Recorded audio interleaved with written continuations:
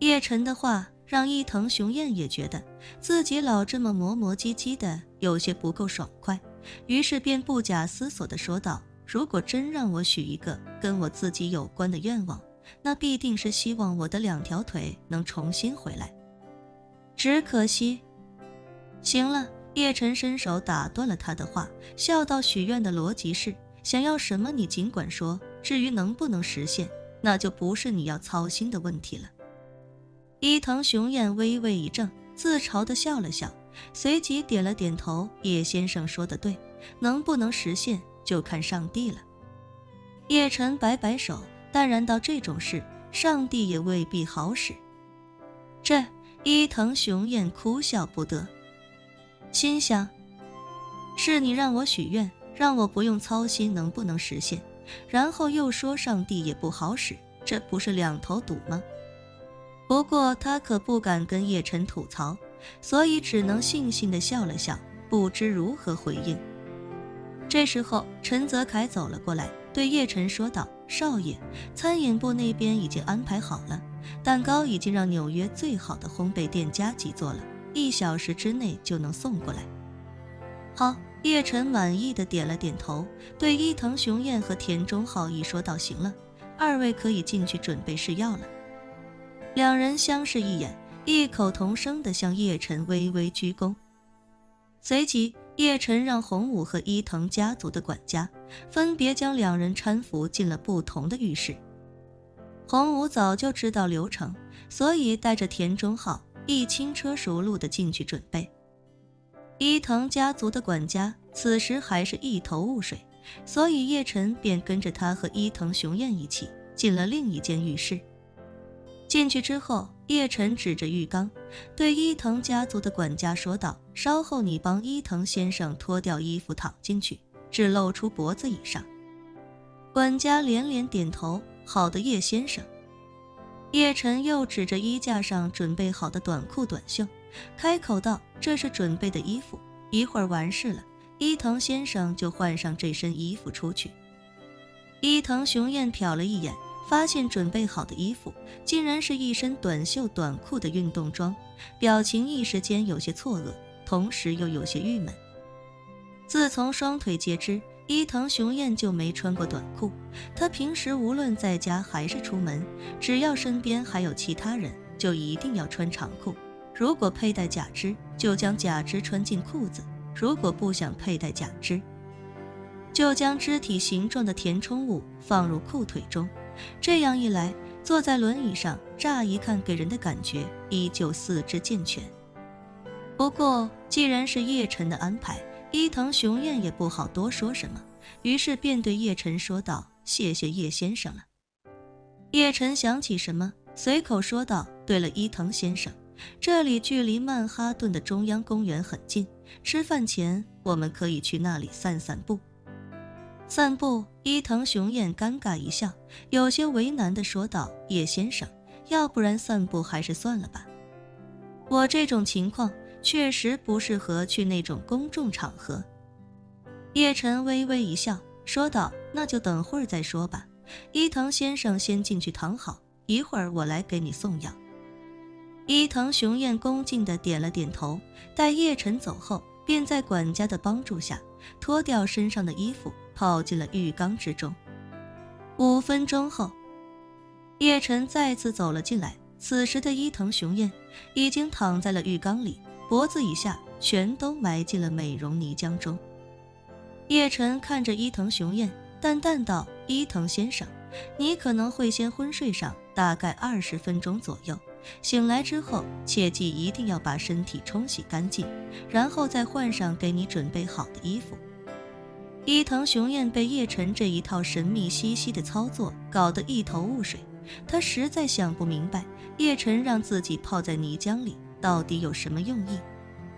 这时叶晨拿出一颗重塑丹，递到管家的手上，说道：把这颗药为伊藤先生服下吧。好的，叶先生。管家毕恭毕敬地点了点头，小心翼翼地将叶晨递过去的那颗丹药拿在手上，随后将其放入了伊藤雄彦的口中。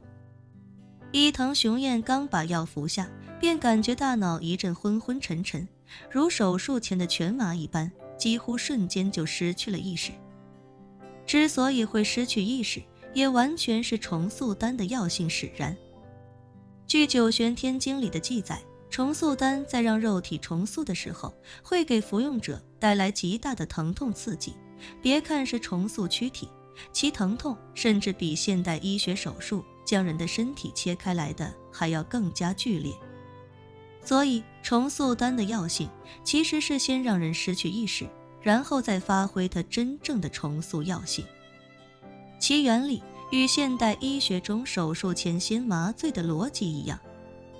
伊藤雄彦昏迷之后，整个人已经完全没了意识，但叶晨却能够感觉到他体内那蓬勃的灵气正向着他的下半身聚拢。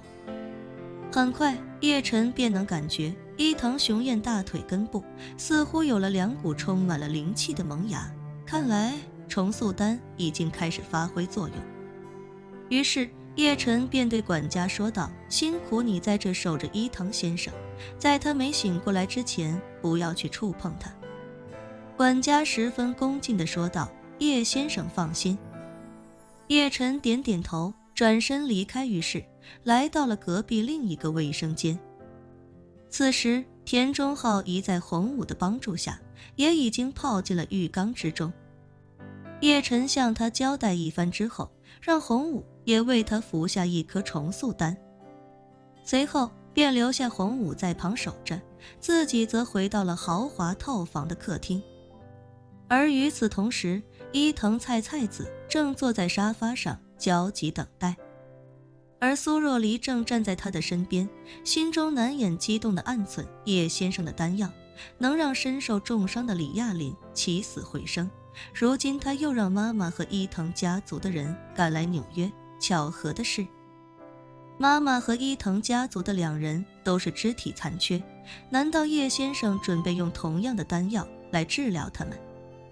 刚才叶先生一直在引导伊藤雄彦，让他亲口说出希望双腿能够恢复如初的愿望。